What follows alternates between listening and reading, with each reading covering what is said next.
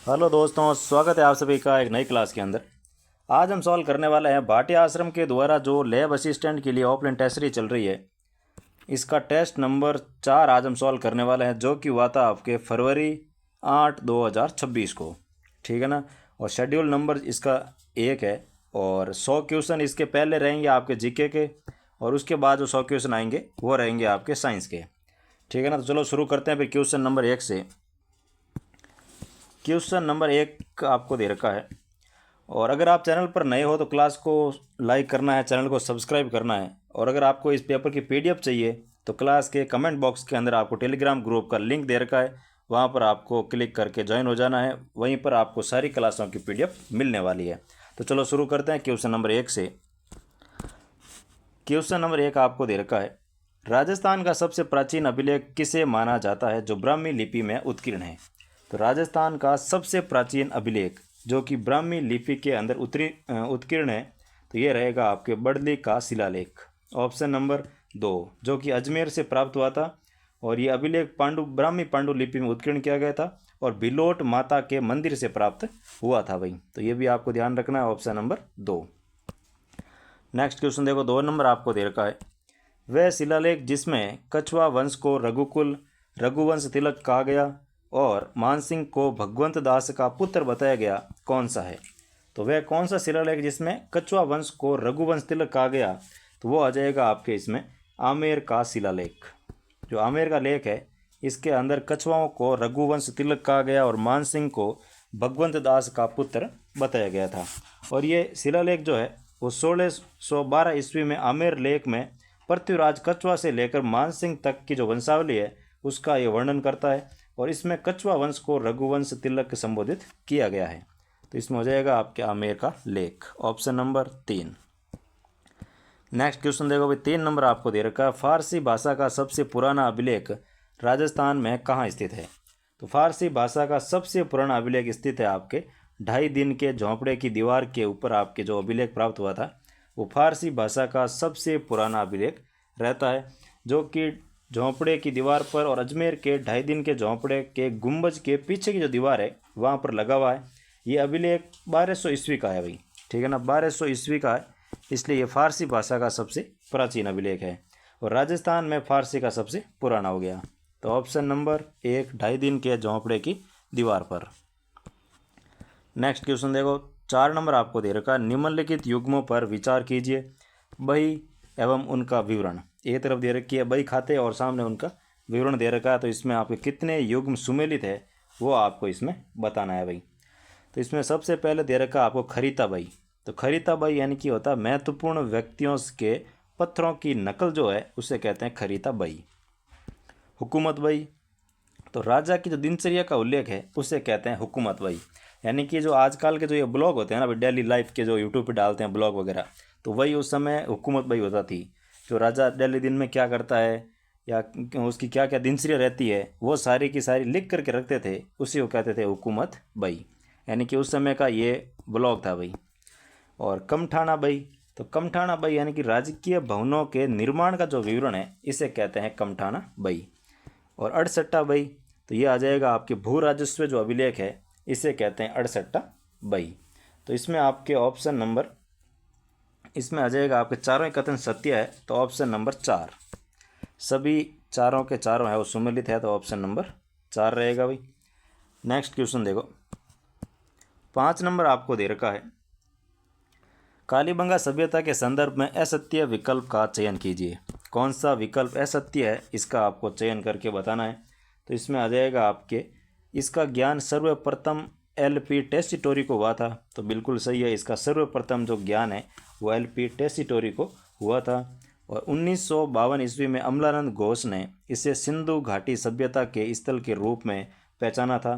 तो ये भी आपके सही है, 1952 के अंदर अमलानंद घोष ने इसे सिंधु घाटी सभ्यता के स्थल के रूप में पहचान की थी। यह स्थल प्राचीन सरस्वती घग्गर नदी के दाएं तट पर स्थित है। तो प्राचीन सरस्वती नदी या फिर घग्गर नदी जो है इसके दाएं तट पर स्थित है, ये कथन आपके इसमें गलत रहेगा भाई, क्योंकि ये इसके बाएं तट पर स्थित है न कि दाएं तट पर। तो ये कथन हो जाएगा आपके इसमें असत्य है। और यहाँ उत्खनन बीबी लाल बीके थापड़ के द्वारा किया गया था। तो ये भी कथन आपके बिल्कुल सही है। तो इसमें तीसरा कथन आपके असत्य विकल्प रहेगा भाई। तो ऑप्शन नंबर 3। तो ऐसे ही पेपर जो आते हैं कोचिंग के, उनके सॉल्यूशन आपको इस चैनल पर मिलते हैं भाई। मतलब जो भी पेपर, जैसे एसआई की टेस्ट सीरीज चल रही है उसके पेपर सॉल्यूशन मिल रहे हैं, लैब असिस्टेंट के भी आ रहे हैं, और अभी सेकंड ग्रेड के शुरू करने वाले हैं, साइंस के भी आएंगे और एसएसटी के भी आने वाले हैं, और एलडीसी के भी पेपर है वो सॉल्यूशन इस पर आने वाले हैं। तो अगर आप चैनल पर नए हो तो चैनल को सब्सक्राइब जरूर करके रख लीजिएगा, क्योंकि जो भी क्लास आएगी तो उसका नोटिफिकेशन सबसे पहले आपको मिल सके। तो नेक्स्ट क्वेश्चन देखो, 6 नंबर आपको दे रखा है। 11 कमरों वाला विशाल भवन और लोहा गलाने की भट्टी के अवशेष किस सभ्यता स्थल से प्राप्त हुए थे? तो 11 कमरों का विशाल भवन और लोहा गलाने की जो भट्टी है, इसके अवशेष मिले थे आपके बालाथल सभ्यता से। तो बालाथल सभ्यता जो है ये आपके उदयपुर के बालाथल से 11 कमरों वाले भवन के अवशेष मिले हैं, दुर्ग जैसी इमारत मिली है, और यहीं से लोहा गलाने की भट्टियाँ भी प्राप्त हुई है भाई। तो ये आ जाएगा आपके बालाथल उदयपुर के अंदर, ऑप्शन नंबर 2। नेक्स्ट क्वेश्चन देखो, 7 नंबर आपको दे रखा है, सुमेलित कीजिए। सूची 1 में दे रखा है स्थल, सूची 2 में दे रखी है इनकी विशेषता, और सबसे पहला स्थल दे रखा है आपको ओजियाना। तो ओजियाना जो स्थल है, इसमें इसकी कौन सी विशेषता रहने वाली है? तो आपके ओजियाना से संबंधित आ जाएगी इसमें पहाड़ी पर स्थित एकमात्र बनास संस्कृति स्थल। तो इसमें आएगा आपके 2 नंबर। फिर दे रखा लाछुरा स्थल। तो लाछुरा स्थल जो है यहाँ से प्राप्त हुआ था आपके शुंगकालीन तीखे किनारे वाले प्याले। जो शुंगकालीन जो तीखे किनारे वाले प्याले थे वो लाछुरा नामक स्थान से प्राप्त हुए थे। तो इसमें आ जाएगा 1 नंबर। और नौह, तो नौह से मिले थे आपके कपीस वर्णी जो मृद पात्र है, वो आपके यहाँ से नौह से प्राप्त हुए थे। तो इसमें आ जाएगा 3 नंबर। तो 2, 1, 3, ऑप्शन नंबर 1 जो है वो इसका आपके बिल्कुल सही रहने वाला है भाई। और जो ओजियाना सभ्यता है ना, वहाँ से मतलब जो ओजियाना बुल भी प्राप्त हुआ था, जो एक चित्रित बैल प्राप्त हुआ था, उसे ओजियाना बुल के नाम से भी जाना जाता है। तो ये भी आपको ध्यान रखना है भाई। नेक्स्ट क्वेश्चन देखो, 8 नंबर आपको दे रखा है, स्वस्तिक चिन्ह वाला मृदपात्र और आदमकद यक्ष की प्रतिमा कहाँ से प्राप्त हुई थी? तो स्वस्तिक जो होता है ना भाई, अपने कहते हैं ना मारवाड़ी में साकिया, तो ये स्वस्तिक का चिन्ह और आदमकद यक्ष की प्रतिमा है वो कहाँ से प्राप्त हुई थी? तो ये प्राप्त होती है नौ सभ्यता से। जो नौ नामक सभ्यता है भरतपुर के अंदर, वहाँ से स्वस्तिक का चिन्ह अंकित मृदपात्र मिला है, और सैंड स्टोन की यक्ष की आदमकद खड़ी प्रतिमा भी प्राप्त हुई है भाई। तो ये आ जाएगा आपके नौ सभ्यता भरतपुर के अंदर, ऑप्शन नंबर 2। नेक्स्ट क्वेश्चन देखो, 9 नंबर आपको दे रखा है। एक कथन दे रखे हैं और कारण भी दे रखा है। कथन दे रखा है कि पुरानी सुनारी झुंझुनू में लोहा बनाने की प्राचीनतम भट्टियाँ मिली है, और कारण दे रखा है कि यहाँ के निवासी लोह अयस्क से लोहा प्राप्त करने की तकनीक यानी कि धमन भट्टी जो है वो जानते थे। तो लोह अयस्क से लोहा प्राप्त करने की जो तकनीक है उसको यहाँ के लोग जानते थे। तो इसमें आपके जो आंसर रहने वाला है वो आ जाएगा कि यहाँ के जो लोग हैं ये आपके दोनों ही सही रहेगा, और आर जो है वो इसकी बिल्कुल सही व्याख्या भी करता है भाई। क्योंकि इसमें सुनारी सभ्यता जो है इसमें आपके जैसे यहाँ पे लोहा की गलाने की भट्टियाँ मिली है, तो वो इसका क्या उपयोग करते थे भाई? तो लोहे अयस्क से लोहा प्राप्त करने के लिए यहाँ पे लोग जागरूक थे कि लोहे से जो लोहा अयस्क है इससे आप लोहा कैसे प्राप्त कर सकते हैं। यानी कि कच्चा माल आपके पास लोहा अयस्क है, इससे आप पक्का लोहा प्राप्त करते थे, वो अपने सुनारी झुंझुनू सभ्यता से प्राप्त होता था। तो इसमें आ जाएगा आपके ऑप्शन नंबर 1। नेक्स्ट क्वेश्चन देखो, 10 नंबर आपको दे रखा है। इसवाल जो कि उदयपुर के संबंध में कौन सा कथन गलत है? इसवाल नामक स्थान जो कि उदयपुर के अंदर स्थित है, इसके बारे में कौन सा कथन है वो गलत है, वो आपको इसमें बताना है भाई। तो इसमें आ जाएगा आपके कि यहाँ समृद्ध लोहयुगीन औद्योगिक बस्ती के अवशेष मिले हैं, जो कि बिल्कुल आपके सही है। और यहाँ केवल मौर्यकालीन सभ्यता के अवशेष मिले हैं। तो यहाँ से केवल मौर्यकालीन अवशेष मिले हैं, ये केवल आपके बिल्कुल गलत है, क्योंकि यहाँ पर मौर्यकालीन सभ्यता के प्रमाण मिले हैं, और इसवाल में प्राग ऐतिहासिक काल के भी प्राग ऐतिहासिक काल से लेकर के मध्यकाल यानी कि 5 स्तरों में बस्तियों के प्रमाण मिले हैं। तो इसमें आप केवल मौर्य काल नहीं कह सकते हैं। तो ये कथन आपके इसमें गलत है भाई। और इसमें 5वीं सदी में लोहा गलाने का उद्योग विकसित था, बिल्कुल सही। यहाँ प्रारंभिक कुषाणकालीन सिक्के भी प्राप्त हुए हैं, तो ये कथन भी आपके बिल्कुल सही है। आपको पूछा है गलत कथन कौन सा है, तो ऑप्शन नंबर 2 जो है वो आपके इसमें गलत रहने वाला है भाई।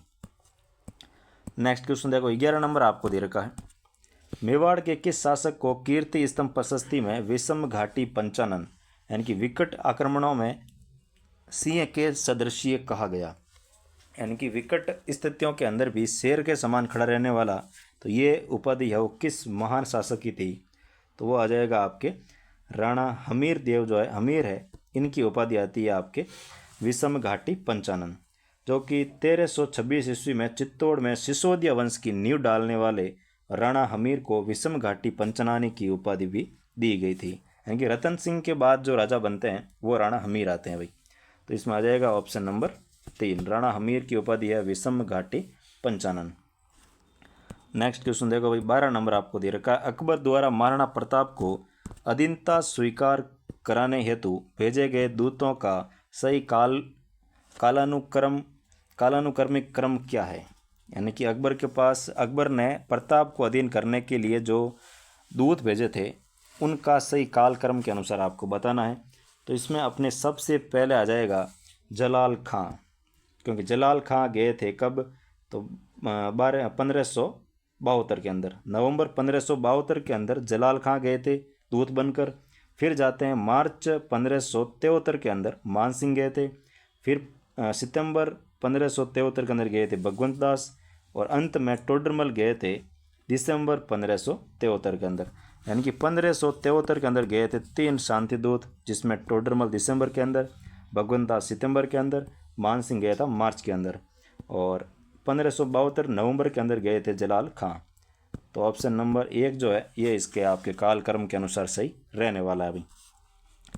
नेक्स्ट क्वेश्चन देखो, 13 नंबर आपको दे रखा है, राणा सांगा और इब्राहिम लोदी के मध्य खातौली का युद्ध किस वर्ष हुआ था।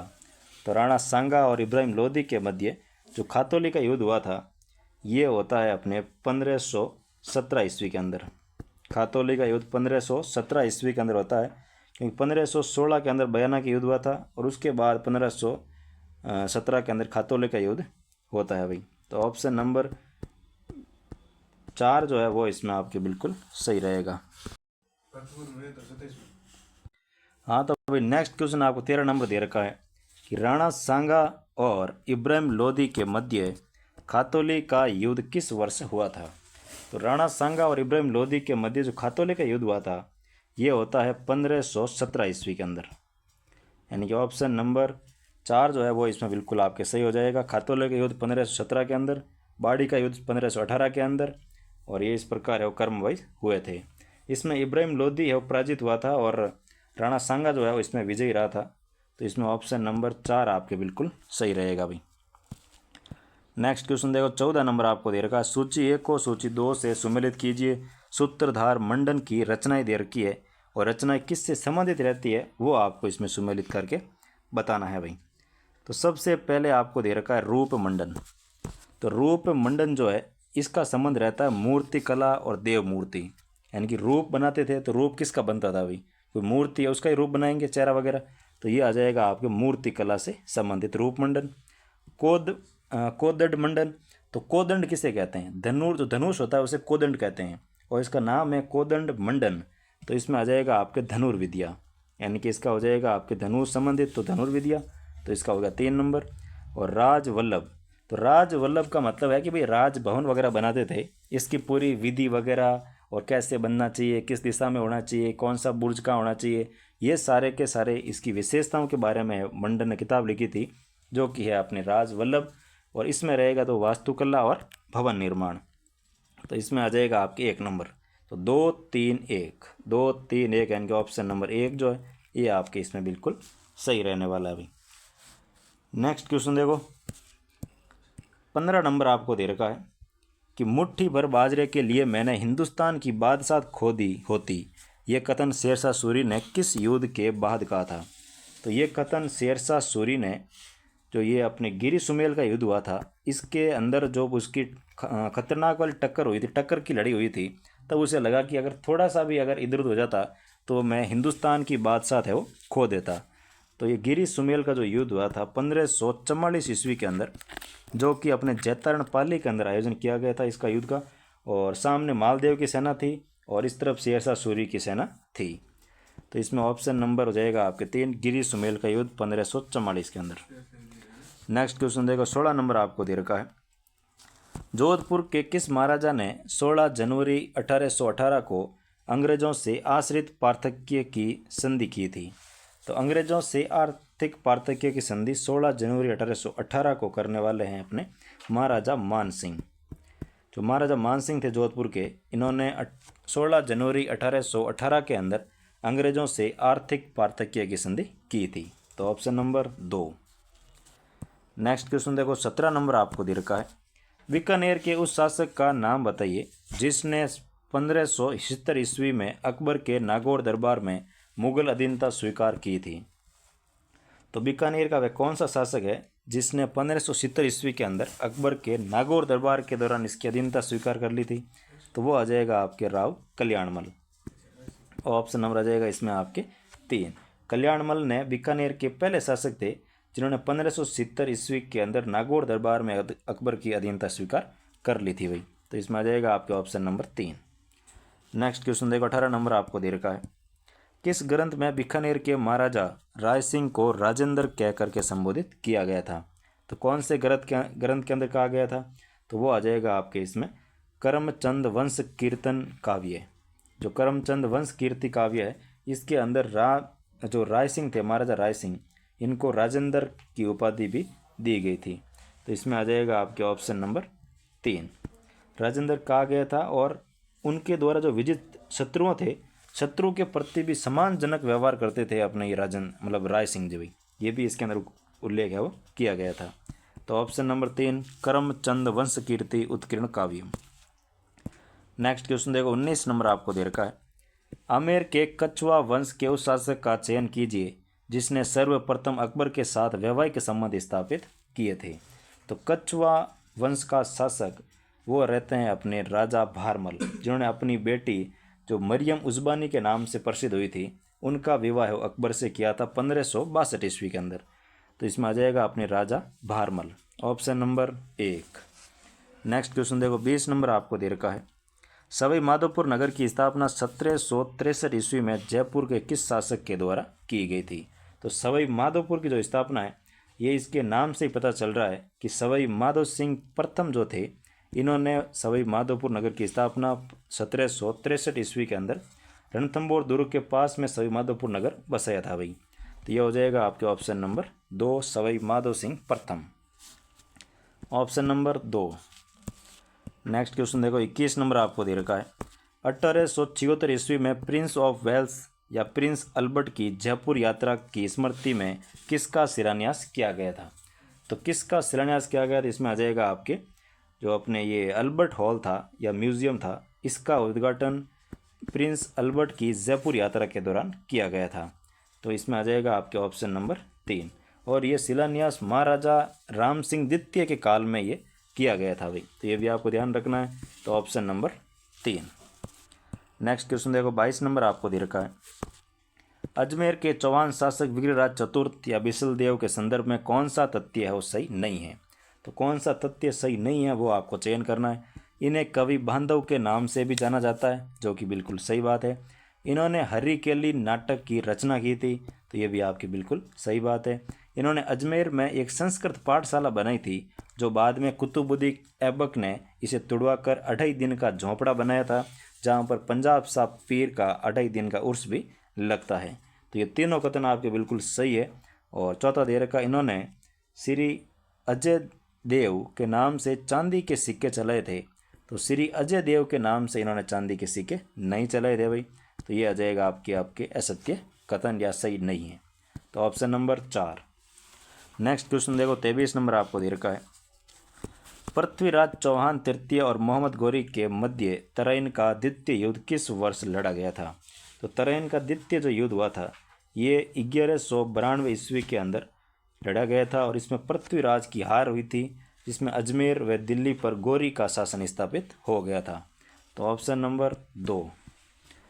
नेक्स्ट क्वेश्चन देखो, 24 नंबर आपको दे रखा है। अलाउद्दीन खिलजी ने 1308 ईस्वी में सिवाना दुर्ग को जीत कर उसका नाम क्या रखा था? तो सिवाना दुर्ग को जीत करके उसका नाम क्या रखा था? तो वो इसमें आपके आ जाएगा, इसका नाम कर दिया था खैराबाद। क्या रखा था भाई? खैराबाद कर दिया था। और ये दुर्ग है वो कमालुद्दीन गुर्ग जो इसका सेनापति था उसको सौंप करके ये वापस दिल्ली चला गया था। तो इसमें आ जाएगा आपके ऑप्शन नंबर 3। और इस शिवनाथ दुर्ग के अंदर जो ये अलाउद्दीन खिलजी ने आक्रमण किया था, तो इस समय इसके राजा के अंगे जो सामंत सिंह थे उनके साथ है वो विश्वासघात किसने किया, वो आप कमेंट करके बताएंगे भाई। तो इसमें हो जाएगा ऑप्शन नंबर 3, और वो आपको कमेंट करना है, ठीक है ना। और अगर अभी तक आपने चैनल को सब्सक्राइब नहीं किया तो please like share and subscribe. Next question आपको दे रखा 25 नंबर कि करौली रियासत में यादव वंश के शासन की स्थापना 1040 ईस्वी में किसके द्वारा की गई थी? थोड़ी PDF बनने में थोड़ी मिस्टेक हो गई है तो आपको साफ नहीं दिख रहा होगा, लेकिन मैं आपको बोल के सुना रहा हूँ, आप आराम से सुन लीजिए। तो करौली रियासत में यादव वंश के शासन की स्थापना 1040 ईस्वी में किसके द्वारा की गई थी? तो ये स्थापना करने वाले थे विजयपाल यादव। ऑप्शन नंबर 2 जो है वो इसका बिल्कुल सही हो जाएगा कि 1040 में विजयपाल यादव ने करौली क्षेत्र में यादव वंश की स्थापना की थी। नेक्स्ट क्वेश्चन देखो, 26 नंबर आपको दे रखा है, सूची सुमेलित कीजिए प्रमुख युद्ध और उनके वर्ष दे रखे हैं जो कि आपको सुमेलित करके बताने हैं भाई। तो इसमें आपके सबसे पहले दे रखा है सारंगपुर का युद्ध। तो सारंगपुर का जो युद्ध है ये हुआ था अपने 1437 ईस्वी के अंदर, तो इसमें आ जाएगा 2 नंबर। फिर दे रखा है गागरोन का युद्ध। तो गागरोन का युद्ध हुआ था अपने 1519 ईस्वी के अंदर, तो इसमें आ जाएगा 1 नंबर। और फिर दे रखा मतीरे की राड़। तो मतीरे की राड़ हुई थी आपके 1644 ईस्वी के अंदर, और मतीरे की राड़ का उल्लेख काशी छंगाणी की जो पुस्तक है उस छत्रपति रासो उसके अंदर इसका उल्लेख भी किया गया है। तो इसमें आ जाएगा आपके 3 नंबर। तो 2 1 3, तो 2 1 3 यानी कि ऑप्शन नंबर 4 जो है वो इसका बिल्कुल आपके सही आंसर हो जाएगा। नेक्स्ट क्वेश्चन देखो, 27 नंबर आपको दे रखा है, 1807 ईस्वी का घिंगोली का युद्ध किन रियासतों के मध्य कृष्णा कुमारी विवाद को लेकर के हुआ था? जो मेवाड़ की राजकुमारी थी कृष्णा कुमारी, उनको लेकर ये विवाद हो गया था। जोधपुर वाले बोल रहे थे कि हमें शादी करनी है, जयपुर वाले बोल रहे थे कि नहीं हमें शादी करनी है। तो इन शादी के विवाद को लेकर एक युद्ध हो गया था जिसे कहते हैं घिंगोली का युद्ध, जो कि 1807 ईस्वी के अंदर हुआ था। तो ये विवाद किन के मध्य हुआ? तो जयपुर और जोधपुर के मध्य। तो ऑप्शन नंबर हो जाएगा आपके इसमें 4 नंबर, जयपुर और जोधपुर। जोधपुर से थे मान सिंह और जो जयपुर में थे वो थे जगत सिंह द्वितीय। तो इनके मध्य हुआ था, इसमें जोधपुर के राजा की हार हो गई थी भाई। तो ऑप्शन नंबर 4 जो है वो इसका बिल्कुल आपके सही रहेगा। नेक्स्ट क्वेश्चन देखो, 28 नंबर आपको दे रखा है, सवाई ईश्वरी सिंह ने किस युद्ध में विजय के उपलक्ष्य में जयपुर में त्रिपोलिया बाजार में इसरलाट या सरगासुली का निर्माण करवाया था? तो सवाई ईश्वरी सिंह ने किस युद्ध में विजय होने के पश्चात उन्होंने इसरलाट या फिर सरगासुली का निर्माण करवाया था? तो वो आ जाएगा आपके राजमहल टोंक का जो युद्ध हुआ था, इस युद्ध के अंदर विजय होने के बाद इन्होंने इसरलाट या फिर सरगासुली का निर्माण करवाया था भाई। तो ये आ जाएगा आपके ऑप्शन नंबर 2। और ये युद्ध हुआ कब था? तो 1747 ईस्वी के अंदर इस युद्ध का आयोजन करवाया गया था, जो कि मार्च 1747। और अपने भाई माधो सिंह और मराठा सेना को हराने की खुशी में इन्होंने ये मीनार या फिर कह सकते हैं कि सरगासुली का निर्माण करवाया था। तो ऑप्शन नंबर 2 राजमहल टोंक का युद्ध 1747। नेक्स्ट क्वेश्चन देखो, 29 नंबर आपको दे रखा है, सवाई जयसिंह द्वितीय ने कौन सी नक्षत्रों की शुद्ध सारणी तैयार करवाई थी? तो नक्षत्रों की एक सारणी सवाई जयसिंह द्वितीय के द्वारा तैयार करवाई गई थी, वो रहती है अपने जीज मोहम्मद शाही। जीज मोहम्मद शाही के अंदर नक्षत्रों की शुद्ध सारणी का वर्णन भी मिलता है भाई। और जयसिंह कारिका जो है इसमें भी आपके ज्योतिष ग्रंथ की रचना की गई थी, तो जयसिंह कारिका भी ध्यान रखना है और जीज मोहम्मद शाही भी आपको ध्यान रखना है, जो कि अपने सवाई जयसिंह के काल में इनका निर्माण या फिर नक्षत्रों की सारणी का निर्माण करवाया गया था। तो ऑप्शन नंबर 4। नेक्स्ट क्वेश्चन देखो, 30 नंबर आपको दे रखा है, भीलवाड़ा में स्थित बागोर सभ्यता के उत्खनन के संदर्भ में कौन सा तथ्य है वो सही है? तो बागोर सभ्यता जो कि भीलवाड़ा में स्थित है इसके बारे में कुछ तथ्य दे रखे हैं और आपको बताना है कि कौन सा कथन या तथ्य सही है। पहला दे रखा है, ये कोठारी नदी के किनारे स्थित है, जो कि बिल्कुल आपकी सही बात है। कोठारी नदी के किनारे स्थित है, यहाँ से कृषि व पशुपालन के प्राचीनतम साक्ष्य भी मिले थे, तो ये भी आपकी बिल्कुल सही बात है भाई। इसे माँ सतियों का टीला कहा जाता है। तो इसे महासती भी कहते हैं, स्थानीय लोग इसे महासती भी कहते हैं। तो ये भी कथन आपके बिल्कुल सही है, महासतियों का टीला भी कहा जाता है। तो इसमें आपके रहेगा उपरोक्त सभी, ऑप्शन नंबर 4। नेक्स्ट क्वेश्चन देखो, 31 नंबर आपको दे रखा है। चित्तौड़ के पास किस प्राचीन मध्यमिका या नगरी किस जनपद की राजधानी थी? तो चित्तौड़ के पास स्थित प्राचीन मध्यमिका या नगरी किस जनपद की राजधानी थी? तो वो इसमें आ जाएगा आपके सीवी जनपद जो था, इसकी ये राजधानी रहती है, मध्यमिका या फिर नगरी। तो इसमें आपके, और इसमें यहाँ से मतलब जनपद के सिक्के भी प्राप्त हुए थे, जिससे हमें पता चलता है कि ये प्राचीन जो नगरी है ये प्राचीन काल में मध्यमिका के नाम से जानी जाती थी और ये सीवी जनपद की राजधानी भी थी। तो यह आ जाएगा आपके सीवी जनपद, ऑप्शन नंबर 2। नेक्स्ट क्वेश्चन देखो, 32 नंबर आपको दे रखा है। चित्तौड़ का द्वितीय शाखा 1534 से 35 किसके नेतृत्व में हुआ था, जिसमें रानी कर्मवती ने जोर किया था? तो 1534-35 जो कि चित्तौड़ का दूसरा शाखा था भाई। पहला शाखा 1303 में हो गया था रतन सिंह और पद्मिनी के समय, और अलाउद्दीन खिलजी ने उन पर आक्रमण किया था। और दूसरा शाखा जो है 1534-35 में होता है। इसका नेतृत्व किसके द्वारा किया गया था? तो इसमें आ जाएगा आपके जो गुजरात के बहादुर शाह के आक्रमण के कारण देवलिया के रावत बाघ सिंह के नेतृत्व में केसरिया हुआ था और रानी कर्मावती ने इसमें जोर किया था। तो रावत बाघ सिंह ने इसमें आपके केसरिया किया गया था भाई। तो ऑप्शन नंबर 2। और आक्रमण किसने किया था? गुजरात के बहादुर शाह ने। तो ये भी आपको ध्यान रखना है, ऑप्शन नंबर 2। नेक्स्ट क्वेश्चन देखो, 33 नंबर आपको दे रखा है। मारवाड़ के उस शासक का नाम बताइए जिसे मारवाड़ का प्रताप या प्रताप का अग्रगामी कहा जाता है। तो मारवाड़ का वह कौन सा शासक है? तो इसमें आ जाएगा आपके राव चंद्रसेन जो है, इनको अकबर की अधीनता स्वीकार नहीं की थी और आजीवन संघर्ष किया, इसीलिए इनको मारवाड़ का प्रताप कहते हैं या प्रताप का अग्रगामी भी कहते हैं, या फिर भूला बिसरा राजा भी इनको कहा जाता है भाई। तो ऑप्शन नंबर 2। नेक्स्ट क्वेश्चन देखो, 34 नंबर आपको दे रखा है। कथन दे रखा है, कर्नल जेम्स टॉड ने राजस्थान के इतिहास का पिता कहा जाता है। तो कर्नल जेम्स टॉड को राजस्थान के इतिहास का पिता कहा जाता है। कारण है कि इन्होंने 1829 में लंदन से annuls and antiquities of Rajasthan पुस्तक प्रकाशित की थी। तो उपरोक्त कथन में आलोक में सही उत्तर चुनें। तो इसका जो सही उत्तर रहेगा वो आ जाएगा आपके कथन नंबर 1 और ए और आर दोनों ही सही है, और आर जो है वो एक की सही व्याख्या भी करता है। तो ऑप्शन नंबर 1। नेक्स्ट क्वेश्चन देखो, 35 नंबर आपको दे रखा है। निम्नलिखित में से असुमेलित युग्म प्राचीन क्षेत्र और प्रचलित नाम का चयन कीजिए। तो प्राचीन क्षेत्र और प्रचलित नाम का आपको चयन करके इसमें बताना है, और वो भी असुमेलित युग्म का, ठीक है ना, कि कौन सा युग्म है असुमेलित रहता है उसका आपको चयन करना है भाई।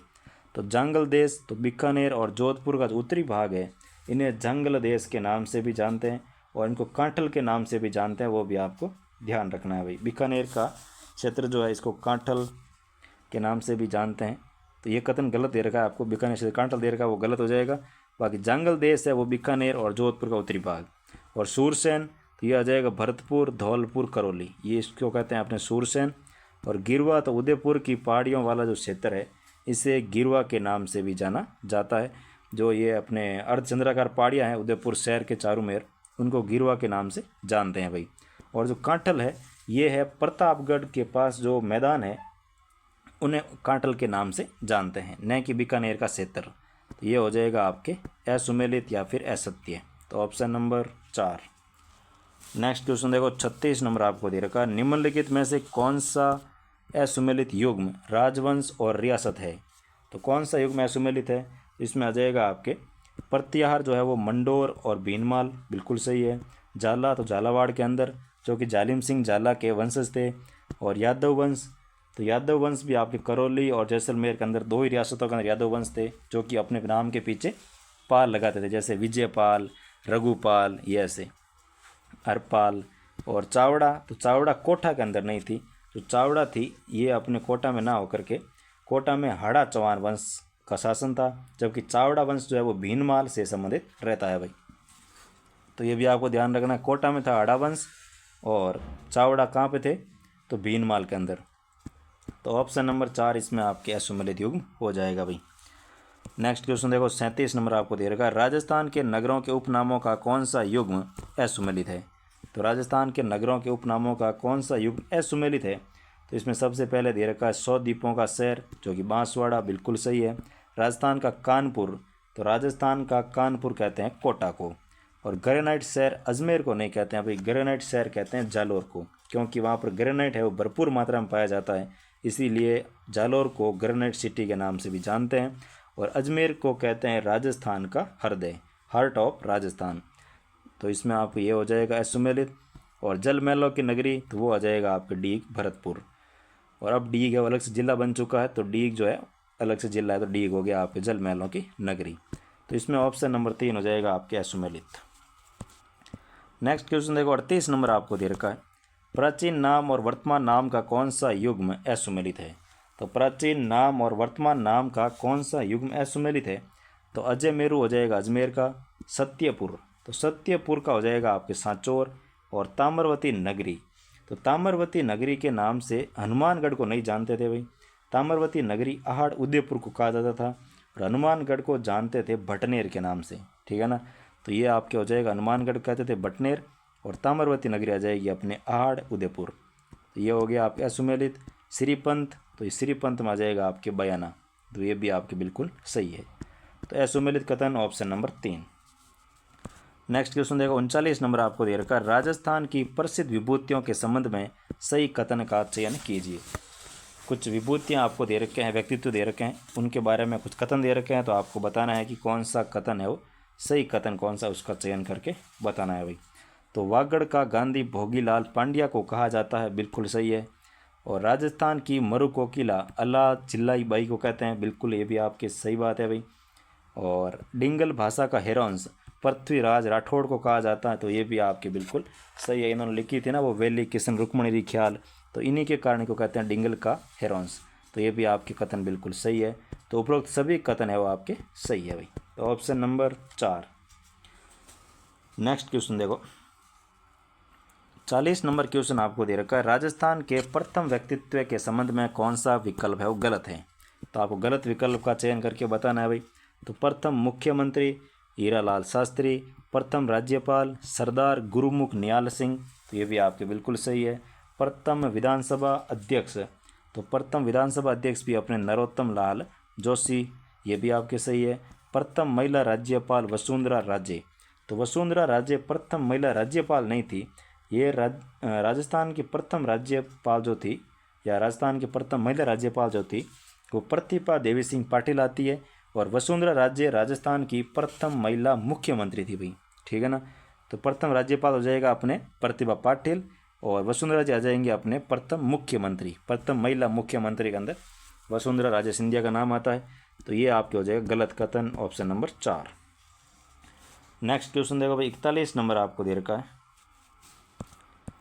41 नंबर आपको दे रखा है कथन, अभिकथन दे रखा है कि राजस्थान लोक सेवा आयोग यानी कि जो आरपीसी है का मुख्यालय अजमेर में स्थापित है। तो बिल्कुल सही है, इसका मुख्यालय कहाँ पर है भाई, अजमेर के अंदर स्थित है। कारण दे रखा इसकी स्थापना 20 अगस्त 1949 को की गई थी। तो कौन सा कथन ये सही उत्तर है उसका आपको चयन करना है। तो इसमें आ जाएगा आपके ए सही है और आर है वो सही नहीं है भाई। तो इसमें रहेगा आपके ऑप्शन नंबर 3, ए सही है लेकिन आर है वो सही नहीं है, तो ऑप्शन नंबर 3। नेक्स्ट क्वेश्चन देखो, 42 नंबर आपको दे रखा है, राजस्थान के राज्य प्रतीकों के संबंध में सही कथन का चयन कीजिए। तो राज्य प्रतीकों के कुछ कथन दे रखे हैं, इसमें आपको बताना है कौन सा कथन सही है। तो राज्य नृत्य, तो वो रहता है अपने घूमर नृत्य। राज्य पक्षी, तो वो आ जाएगा गोडावण। राज्य पुष्प, तो ये भी आ जाएगा आपके रोहिड़ा। राज्य वृक्ष, तो वो आ जाएगा अपने खेजड़ी। तो ये सब आपको ध्यान रखना है, और इसमें आपके उपरोक्त सभी कथन है वो सत्य है भाई। तो ऑप्शन नंबर 4। नेक्स्ट क्वेश्चन देखो, नेक्स्ट क्वेश्चन इसमें आपको दे रखा है 43 नंबर कि बंटवाड़ा का युद्ध 1761 ईस्वी में रणथंभौर के वर्चस्व को लेकर किन के मध्य हुआ था। तो जो बंटवाड़ा का युद्ध हुआ था ये किन किन के मध्य लड़ा गया था, तो वो इसमें रहेगा आपके कोटा के राजा शत्रुसाल और सवाई माधो सिंह के मध्य बंटवाड़ा का युद्ध हुआ था 1761 ईस्वी के अंदर, ठीक है ना। तो इसमें आपको कोटा की सेना इसके अंदर आपके विजयी भी रही थी भाई। तो ये भी आपको ध्यान रखना, ऑप्शन नंबर 1 बंटवाड़ा का युद्ध 1761 के अंदर और किसके लिए हुआ? रणथंभौर के वर्चस्व के लिए हुआ था, कोटा के राजा शत्रुसाल और सवाई माधो सिंह के मध्य। तो ऑप्शन नंबर 1। नेक्स्ट क्वेश्चन देखो, 44 नंबर आपको दे रखा है, भीलवाड़ा व चित्तौड़गढ़ का पठारी बाग किस नाम से जाना जाता है? तो भीलवाड़ा व चित्तौड़गढ़ जो पठारी बाग है ये जाना जाता है अपने ऊपरमाल के पठार के नाम से प्रसिद्ध है भाई। तो इसमें आ जाएगा आपके ऊपरमाल। नेक्स्ट क्वेश्चन देखो, 45 नंबर आपको दे रखा है, राजस्थान के प्रथम लोकायुक्त कौन बनाए गए थे? तो राजस्थान के प्रथम लोकायुक्त जो है ये बने थे अपने आई.डी. दुआ। जो आई.डी. दुआ है ये राजस्थान के प्रथम लोकायुक्त बने थे, जो कि बने थे 28 अगस्त 1973 के अंदर। ठीक है ना, प्रथम लोकायुक्त आई.डी. दुआ और 28 अगस्त 1973 के अंदर ये बनाए गए थे भाई। तो ऑप्शन नंबर 2 इसका बिल्कुल आपके सही रहेगा भाई। नेक्स्ट क्वेश्चन देखो, 46 नंबर आपको दे रखा है, बप्पा रावल किस मेवाड़ शासक का विरुद्ध या उपाधि थी? तो बप्पा रावल जो है ये काल भोज जो था इनकी उपाधि रहती है बप्पा रावल की। ऑप्शन नंबर 1, जो कि महेंद्र द्वितीय के पुत्र काल भोज का विरुद्ध यानी कि बप्पा था भाई। महेंद्र द्वितीय के पुत्र थे काल भोज, इनकी उपाधि रहती है Bappa Rawal. Option number 1। Next question देखो भाई, 47 नंबर आपको दे रखा है, सूची सुमेलित कीजिए। चौहान वंश की शाखा दे रखी है, सामने दे रखे हैं उसके संस्थापक, और आपको बताना है कि कौन सा इसमें आपके सुमेलित रहेगा। तो नाडोल के चौहानों के संस्थापक कौन थे? तो इसमें आ जाएगा आपके लक्ष्मण चौहान जो है उन्होंने नाडोल के चौहानों की स्थापना की थी भाई। तो इसमें आ जाएगा 3 नंबर। सिरोही के चौहान, तो उसमें आ जाएगा आपके लुम्बा जो है इन्होंने सिरोही के चौहानों की स्थापना की थी। जालौर के चौहान, तो इसमें आ जाएगा आपके कीर्तिपाल, जिन्हें कीर्तु एक महान राजा भी कहते हैं। तो इसमें आ जाएगा आपके 2 नंबर। 3, 1, 2 ऑप्शन नंबर 1 जो है वो बिल्कुल आपके सही हो जाएगा। नेक्स्ट क्वेश्चन देखो भाई, 48 नंबर आपको दे रखा है, राव जैतसिरो छंद नामक ऐतिहासिक ग्रंथ की रचना किसने की थी? तो राव जैतसिरो छंद नामक जो ऐतिहासिक ग्रंथ है इसकी रचना किसके द्वारा की गई थी? तो इसमें आ जाएगा आपके बिट्टू सूजा के द्वारा इसकी रचना की गई थी भाई। तो ऑप्शन नंबर 2। तो जैतसी का छंद आपके बिट्टू सूजा के द्वारा लिखा गया था भाई। तो इसमें आपके बीकानेर के शासक राव जैतसी द्वारा कामरान को हराने का वर्णन भी इसमें किया गया था। तो ऑप्शन नंबर 2 बिट्टू सूजा। नेक्स्ट क्वेश्चन देखो भाई, 49 नंबर क्वेश्चन आपको दे रखा है कि स्वर्ण निर्मित 36 गुरियों का माला, स्वर्ण निर्मित 36 गुरियों की जो माला है ये किस सभ्यता के उत्खनन से प्राप्त हुई थी? तो ये माला प्राप्त हुई थी अपने बागोर सभ्यता से। जो बागोर सभ्यता है यहाँ से 36 गुरियों की माला प्राप्त हुई है जो कि स्वर्ण निर्मित थी भाई। तो इसमें आ जाएगा आपके ऑप्शन नंबर 2 बागोर सभ्यता। और बागोर सभ्यता से मिले 4 मानव कंकालों में से एक मानव के गले के अंदर आपके 36 गुरियों की माला थी भाई। जो 4 मानव कंकाल प्राप्त हुए थे ना उसमें एक कंकाल के अंदर ये 36 गुरियों की माला प्राप्त हुई थी। तो ऑप्शन नंबर 2 बागोर सभ्यता से। नेक्स्ट क्वेश्चन देखो, 50 नंबर आपको दे रखा है, राजस्थान अपने वर्तमान स्वरूप में किस तिथि को आया था? तो राजस्थान अपने वर्तमान स्वरूप में आया था 1 नवंबर 1956 के अंदर। तो ऑप्शन नंबर 3, क्योंकि इसमें सबसे लास्ट चरण था और इसमें आपके अजमेर मेरवाड़ा का विलय कर दिया और वर्तमान जो स्वरूप आज का है वो आपके 1 नवंबर 1956 के अंदर आया था भाई। तो ऑप्शन नंबर 3। नेक्स्ट क्वेश्चन देखो, 51 नंबर आपको दे रखा है, भारत की मुख्य भूमि के विस्तार के संदर्भ में निम्नलिखित कथनों पर विचार कीजिए। तो मुख्य भूमि के बारे में कथन दे रखे हैं आपको, इस पर आपको विचार करके बताना है कि कौन सा कथन आपके सही रहने वाला है। कथन दे रखा है कि भारत की मुख्य भूमि का विस्तार 8 डिग्री 4 मिनट उत्तरी अक्षांश से 37 डिग्री 8 मिनट उत्तरी अक्षांश तक रहता है, जो कि आपकी बिल्कुल सही बात है। 8 डिग्री से 8 से 37 तक इसका विस्तार रहता है। दूसरा कथन दे रखा है, भारत की मुख्य भूमि का विस्तार 67 डिग्री 7 मिनट पूर्वी देशांतर से 97 डिग्री 25 मिनट पूर्वी देशांतर तक रहता है। तो ये भी कथन आपके बिल्कुल सही है। तो इसमें आपके दोनों ही कथन है वो सही है। तो ऑप्शन नंबर 3 हो जाएगा भाई, 1 और 2 दोनों। नेक्स्ट क्वेश्चन देखो, 52 नंबर आपको दे रखा है, भारत के सुदूर बिंदुओं के संदर्भ में असुमेलित युग्म का चयन कीजिए। तो भारत के सुदूर बिंदुओं के संदर्भ में असुमेलित युग्म कौन सा है, उसका आपको चयन करके बताना है भाई। तो इसमें आ जाएगा आपके जो उत्तरी बिंदु पर तो इंदिरा कौल, और इसमें असुमेलित है वो आपको चयन करना है भाई। तो उत्तरी बिंदु का तो हो गया आपके इंदिरा कौल, दक्षिणी बिंदु का मुख्य भूमि हो गया कन्याकुमारी, पश्चिमी बिंदु हो गया आपके गौर माता। तो पश्चिम बिंदु कौन सा है, तो गौर माता जो बिंदु है ये अपने भारत का पश्चिमी बिंदु रहता है, वो भी आपकी बिल्कुल सही बात है इसके अंदर। और जो इसमें पूर्वी बिंदु दे रखा आपके इंदिरा पॉइंट, तो ये कथन गलत है भाई, ठीक है ना। इंदिरा पॉइंट भारत का दक्षिणतम बिंदु है जो कि ग्रेट निकोबार के अंदर स्थित है, ये ध्यान रखना। जो ग्रेट निकोबार है इसके अंदर जो स्थित एक बिंदु आता है और उसे हम इंदिरा पॉइंट कहते हैं। तो ये पूर्वी बिंदु आ जाएगा अपने किबुथु जो है अरुणाचल प्रदेश के अंदर, ये भारत का पूर्वी बिंदु रहता है किबुथु। तो ये नाम ध्यान रखना आपको, किबीथु। ये जो किबीथु है ये भारत का पूर्वी बिंदु रहता है जो कि अरुणाचल प्रदेश के अंदर स्थित है। और इंदिरा पॉइंट जो है ये जो ग्रेट निकोबार है यहाँ पर सबसे दक्षिण में स्थित बिंदु है। वैसे मुख्य भूमि में मानते हैं तो वो तो अपने कन्याकुमारी रहता है, लेकिन ऐसे अगर देखा जाए कि भारत का सबसे दक्षिणतम बिंदु कौन सा है तो वो आ जाएगा अपने इंदिरा पॉइंट जो कि ग्रेट निकोबार के अंदर स्थित है। तो इसमें आपके असुमेलित युग्म हो जाएगा ऑप्शन नंबर 4। नेक्स्ट क्वेश्चन देखो भाई, 53 नंबर आपको दे रखा है, कर्क रेखा भारत के किन राज्यों के समूह से होकर गुजरती है। तो कर्क रेखा भारत के किन राज्यों के समूह से होकर गुजरती है, तो इसमें आ जाएगा आपके मध्य प्रदेश, छत्तीसगढ़, पश्चिम बंगाल और त्रिपुरा। तो हम देख लेते हैं कि कौन कौन से सभी राज्य कौन कौन से हैं। तो इसमें आपके सबसे पहले आएगा मध्य प्रदेश, छत्तीसगढ़, पश्चिम बंगाल और त्रिपुरा, ठीक है ना। और कर्क रेखा भारत के 8 राज्यों से होकर गुजरती है, ये भी आपको ध्यान रखना। वो कौन कौन से हैं, तो वो देखो, ये तो सबसे पहले गुजरती है गुजरात से, गुजरात के बाद राजस्थान का अपने बांसवाड़ा डूंगरपुर आता है, उसके बाद मध्य प्रदेश, उसके बाद छत्तीसगढ़, उसके बाद झारखंड, उसके बाद पश्चिम बंगाल, फिर बांग्लादेश से होते हुए आगे त्रिपुरा और फिर मिजोरम, ठीक है ना। तो यहाँ से ये गुजरती है भाई। तो ये आपको ध्यान रखना, 8 राज्य आपके रहेंगे जिसमें से 4 राज्य आपको ये ऑप्शन में दे रखे हैं। तो ऑप्शन नंबर 2।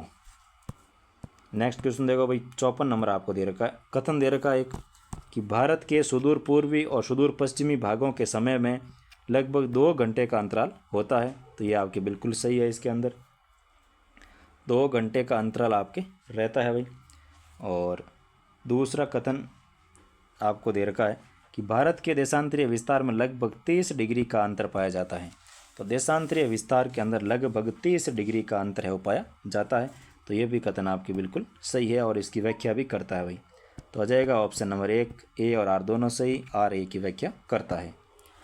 नेक्स्ट क्वेश्चन देखो, 55 नंबर आपको दे रखा है, भारत की सीमाओं के संदर्भ में निम्नलिखित कथनों में से असत्य विकल्प का चयन कीजिए। कौन सा कथन असत्य है उसका आपको चयन करके बताना है भाई। तो इसमें आपके आ जाएगा कि भारत की मुख्य भूमि की तट रेखा की लंबाई 6100 किलोमीटर है, जो कि बिल्कुल सही है। भारत की स्थलीय सीमा की कुल लंबाई 15,200 किलोमीटर है, तो ये भी आपकी बिल्कुल सही रहने वाली। भारत की कुल सीमा तटीय प्लस स्थलीय की लंबाई 22,623.3 किलोमीटर है, तो ये भी कथन आपके बिल्कुल सही है। और क्षेत्रफल की दृष्टि से भारत विश्व का 5वां बड़ा देश है। तो 5वां बड़ा देश नहीं है भाई, ये 7वां बड़ा देश है, ठीक है ना। भारत जो है वो क्षेत्रफल की दृष्टि से विश्व का 7वां सबसे बड़ा देश है, और जो 5वां देश है वो है ब्राज़ील, ये भी आपको ध्यान रखना है। तो ऑप्शन नंबर 4। नेक्स्ट क्वेश्चन देखो, 56 नंबर आपको दे रखा है, सूची 1 को सूची 2 के साथ सुमेलित कीजिए। सूची 1 में देश दे रखा है, सूची 2 में दे रखा है सीमा रेखा। तो भारत और चीन के मध्य, तो भारत और जो चीन है इनके मध्य रेखा रहती है अपने मैकमोहन रेखा, तो इसमें आ जाएगा 2 नंबर। भारत पाकिस्तान के मध्य तो रेड क्लिफ रेखा 3 नंबर। भारत अफगानिस्तान के मध्य तो डूरंट रेखा हो जाएगी भाई, तो इसमें आ जाएगा आपके 1 नंबर। तो 3 2 3 1 ऑप्शन नंबर 1 जो है ये इसका आपके बिल्कुल सही हो जाएगा। नेक्स्ट क्वेश्चन देखो, 57 नंबर आपको दे रखा है, निम्नलिखित में से कौन सा राज्य 3 ओर से बांग्लादेश से घिरा हुआ है। 3 ओर से बांग्लादेश से घिरा हुआ राज्य भारत का कौन सा है, तो वो रहता है अपना त्रिपुरा जो है, ये 3 ओर से बांग्लादेश से घिरा हुआ है भाई। और ये एकमात्र ऐसा राज्य है जो कि 3 ओर से बांग्लादेश से घिरा हुआ है। तो option number 3 Tripura. Next question देखो, 58 नंबर क्वेश्चन आपको दे रखा है कि भारत के पड़ोसी देशों के साथ सबसे लंबी सीमा बनाने वाले राज्य का सही युग्म बताइए। तो भारत के पड़ोसी देशों के साथ सबसे लंबी सीमा बनाने वाले राज्यों का सही युग्म कौन सा है? तो वो आपके इसमें आ जाएगा कि नेपाल और उत्तर प्रदेश। नेपाल के साथ उत्तर प्रदेश है वो सबसे लंबी सीमा बनाता है, जो कि रहती है अपने 651 किलोमीटर। ये भी आपको ध्यान रखना है। यूपी नेपाल के साथ 651 किलोमीटर की सीमा बनाता है। और पाकिस्तान के साथ अगर राजस्थान को देखा जाए तो वो आ जाता है अपने 1070 किलोमीटर, लेकिन वो अपने ऑप्शन में दे नहीं रखा है। और दूसरा आता है कि चीन के साथ अगर अरुणाचल प्रदेश को देखा जाए तो वो भी रहता है 1080 किलोमीटर। ठीक है ना, तो ये भी आपको ध्यान रखना है।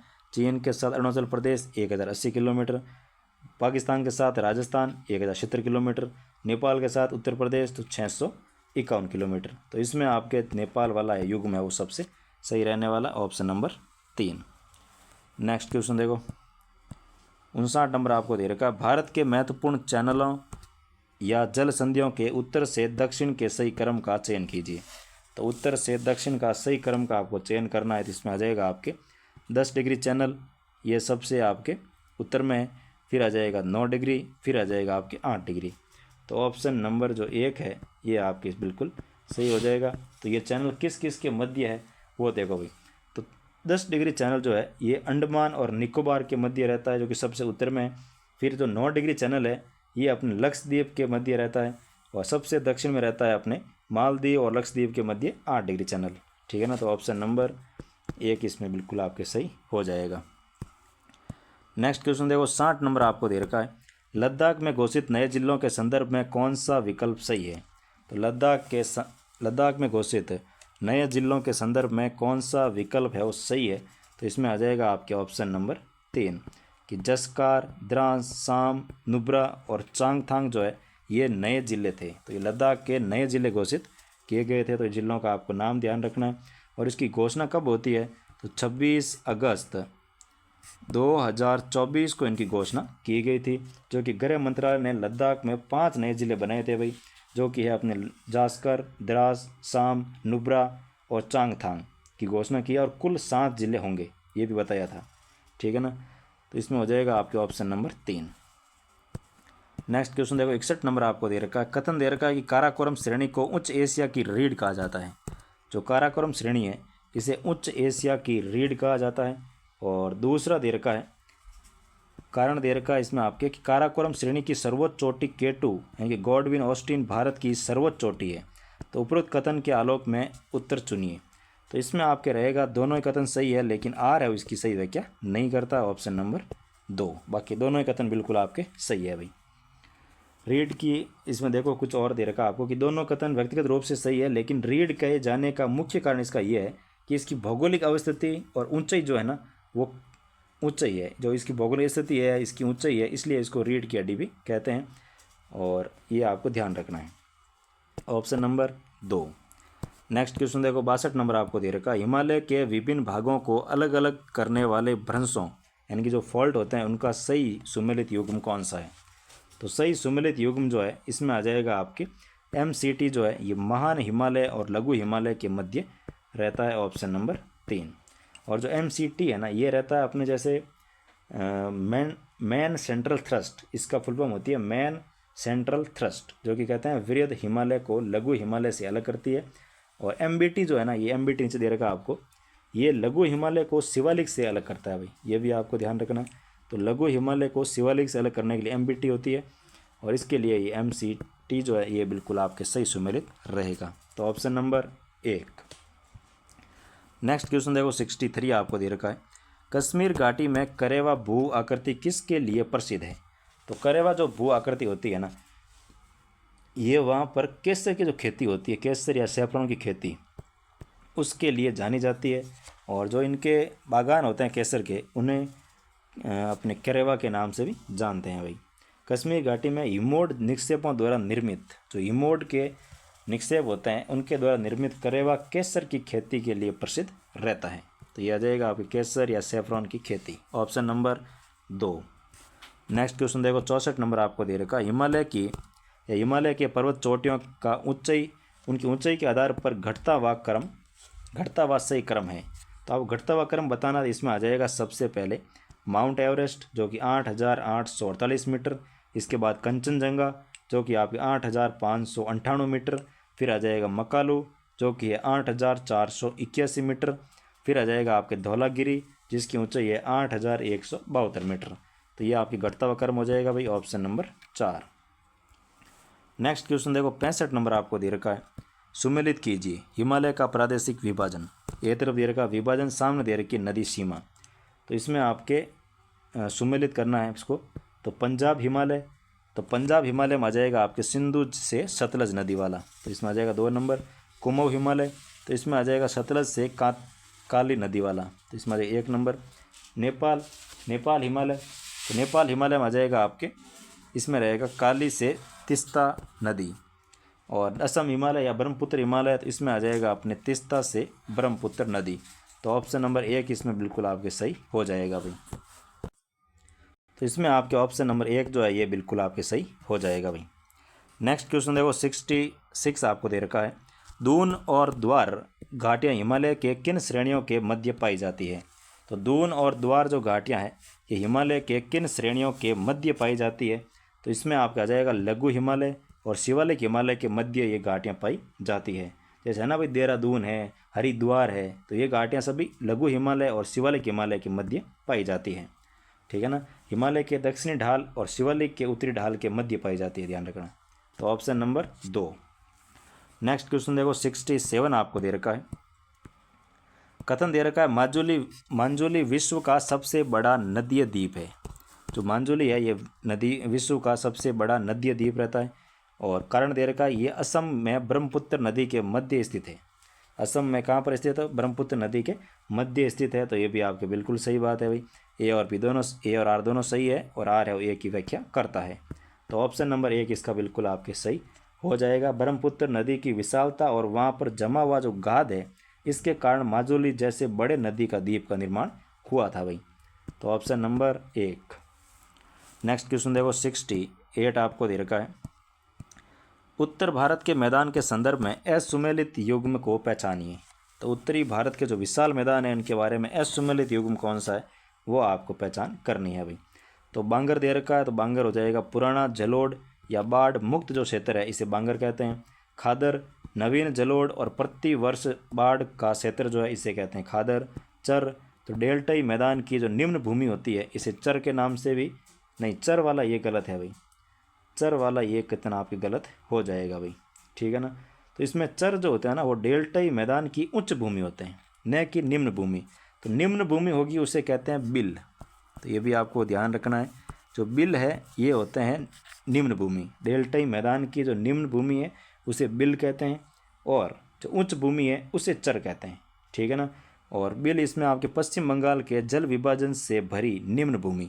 तो यहाँ पर भी देखो निम्न भूमि दे रखी है, तो निम्न भूमि होगी उसको तो बिल कहेंगे, और उच्च भूमि होगी उसको चर कहेंगे। तो ये कथन आपके तीसरा जो है ये इसमें सुमेलित नहीं रहने वाला अभी। नेक्स्ट क्वेश्चन देखो 69 आपको दे रखा है, और अगर अभी तक भी आपने चैनल को सब्सक्राइब नहीं किया है तो प्लीज़ प्लीज़ प्लीज़ चैनल को सब्सक्राइब कर लो यार, कुछ नहीं जाता आपका। ठीक है ना, चलो शुरू करते हैं नेक्स्ट क्वेश्चन के लिए। 69 आपको दे रखा है कि छोटा नागपुर पठार के संदर्भ में सत्य कथनों का चयन कीजिए। सत्य कथन कौन से उसका आपको चयन करके बताना है भाई। तो इसमें आपके सत्य कथन रहेगा कि सबसे पहला दे रखा है कि इसकी सर्वोच्च चोटी है वो पारसनाथ है। सर्वोच्च चोटी जो छोटा नागपुर है इसकी सर्वोच्च चोटी जो है वो रहती है अपने पारसनाथ। तो ये आपको ध्यान रखना है। दामोदर नदी इसे रांची और हजारीबाग पठार में बांटती है। जो दामोदर नदी निकलती है यहाँ से छोटा नागपुर के पठार से, ये रांची और हजारीबाग पठार में इनको बांटती है। ये भी कथन आपके सही है। इसे खनिजों का भंडार गृह और भारत का रूर घाटी भी कहा जाता है। तो ये भी आपके बिल्कुल सही है। तो इसमें तीनों ही कथन है वो बिल्कुल सत्य है भाई। तो इसमें आपके आ जाएगा ऑप्शन नंबर 3। नेक्स्ट क्वेश्चन देखो 70 नंबर आपको दे रखा है, दक्षिणी भारत की सर्वोच्च पर्वत चोटी कौन सी है। तो दक्षिणी भारत की सर्वोच्च जो पर्वत चोटी है ये रहती है आपके अन्नामुड़ी। अन्नामुड़ी चोटी दक्षिणी भारत की सर्वोच्च पर्वत चोटी रहती है। तो इसमें हो जाएगा आपके ऑप्शन नंबर 2 अन्नामुड़ी। ठीक है ना, जो कि केरल के अंदर स्थित है और अन्नामलई की पहाड़ी पर स्थित है, ध्यान रखना। और ये पूरे प्रायद्वीपीय पठार की सबसे ऊंची चोटी रहती है भाई। तो ऑप्शन नंबर 3 अन्नामुडी पर्वत चोटी। नेक्स्ट क्वेश्चन देखो 71 आपको दे रखा है, पश्चिमी घाट के दरों का उत्तर से दक्षिण का सही क्रम क्या होगा। तो उत्तर से दक्षिण का सही क्रम क्या होगा, तो इसमें आपके रहेगा सबसे पहले आ जाएगा भाई थाल घाट, फिर आ जाएगा भोर घाट, फिर आएगा पाल घाट, फिर आएगा सिनकोट। तो ये आपके उत्तर से दक्षिण का सही क्रम रहने वाला है, तो ऑप्शन नंबर 1। नेक्स्ट क्वेश्चन देखो भाई 72 आपको दे रखा है, सूची 1 को सूची 2 से सुमेलित कीजिए। तटीय मैदान दे रखे हैं, तट और उसका विस्तार दे रखा है, आपको सुमेलित करके बताना है भाई। तो इसमें आपके रहेगा सबसे पहले आपको दे रखा है कोंकण तट। तो कोंकण तट जो है इसमें आ जाएगा अपने दमन से गोवा वाला बीच, तो 1 नंबर। और फिर आ जाएगा मालाबार तट। तो मालाबार जो तट है इसमें आ जाएगा न्यू मंगलोर से कन्याकुमारी तक, तो इसमें 3 नंबर। कोरोमंडल तट, तो कोरोमंडल तट आ जाएगा कृष्णा डेल्टा से लेकर जो कन्याकुमारी है यहाँ तक रहता है अपने कोरोमंडल तट, तो 4 नंबर।